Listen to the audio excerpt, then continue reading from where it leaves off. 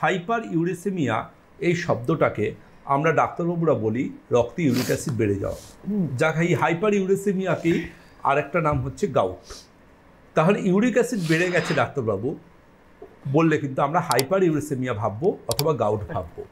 এবং এই ক্ষেত্রে কিন্তু আবারও বলবো যে এই অসুখটা কিন্তু অনেকগুলো কারণে হতে পারে, এবং আমি সামারি করব প্রত্যেকটা জয়েন্টের মধ্যে কয়েকটা করে সূচ আটকে দিলে ঠিক যেমন হবে ইউরিক অ্যাসিড পেশেন্টের ক্ষেত্রে ঠিক ব্যথাটা কিন্তু সেই রকমই হয়। এটা কিন্তু মনে রাখতে হবে আপনাকে, কারণ ইউরিক অ্যাসিডের যে ক্রিস্টালগুলো তৈরি হয় সেগুলো জাস্ট সূচের মতো দেখতে, একদম সূচের মতো, এবং অসহ্য ব্যথা যন্ত্রণার কারণ এরা সৃষ্টি করতে পারে।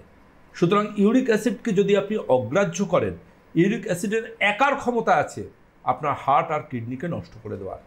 সুতরাং আপনাকে মনে রাখতে হবে যে আপনি ইউরিক অ্যাসিড যদি আপনার ব্যথা যন্ত্রণার সমস্যা থাকে আপনাকে সময়ে রক্তে ইউরিক অ্যাসিড টেস্ট করতে হবে, এবং সেরকম অভিজ্ঞ ডাক্তারবাবুর পরামর্শ নিয়ে সঠিক চিকিৎসা শুরু করতে হবে।